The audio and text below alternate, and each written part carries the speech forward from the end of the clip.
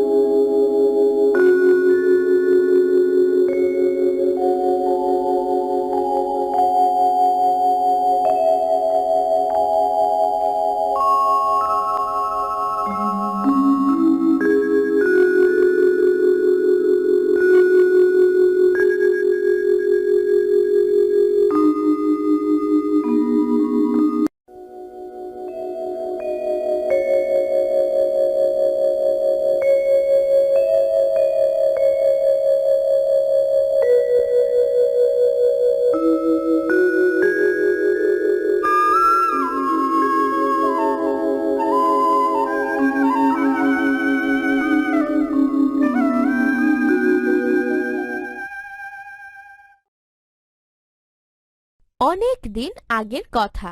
এক দেশে ছিল এক রাজা। রাজার একটাই পুত্র। রাজপুত্রের সঙ্গে সেই রাজ্যের রাখাল ছেলের খুব ভাব। দুই বন্ধু পরস্পরকে খুব ভালোবাসে। রাখাল মাঠে গরু চড়ায়, রাজপুত্র গাছতলায় বসে তার জন্য অপেক্ষা করে। নিঝুম দুপুরে রাখাল বাঁশি বাজায়। রাজপুত্র তার বন্ধু রাখালের গলা জড়িয়ে বসে সেই সুর শোনে।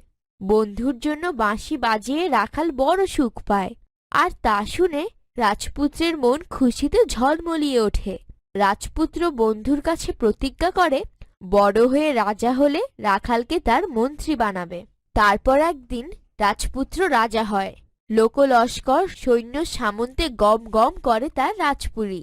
রাজপুরী আলোকরের থাকে রানী কাঞ্চনমালা। চারিদিকে সুখ। এত সুখের মধ্যে রাখাল বন্ধুর কথা মনে পড়ে না। রাজপুত্র বন্ধুকে ভুলে যায়। এদিকে রাখাল বন্ধুর কিন্তু খুব মনে পড়ে বন্ধু রাজপুত্রের কথা। শেষে সে একদিন চলেই আসে বন্ধুকে একটুখানি দেখার জন্য। কিন্তু রাজপ্রাসাদের রক্ষীরা অমন গরিব রাখালকে ভেতরে ঢুকতে দেয় না।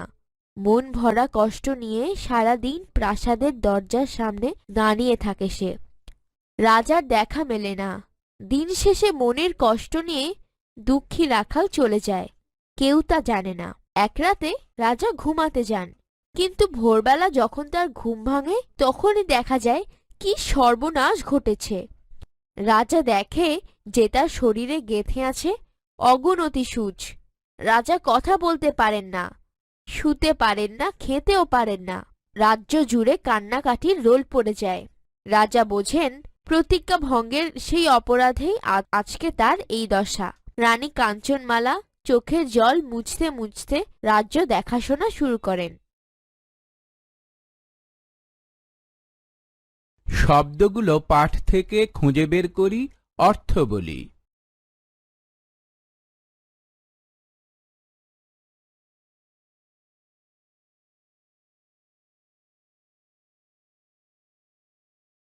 যুক্ত বর্ণগুলো দেখি, যুক্ত বর্ণ দিয়ে গঠিত শব্দগুলো পড়ি ও লিখি।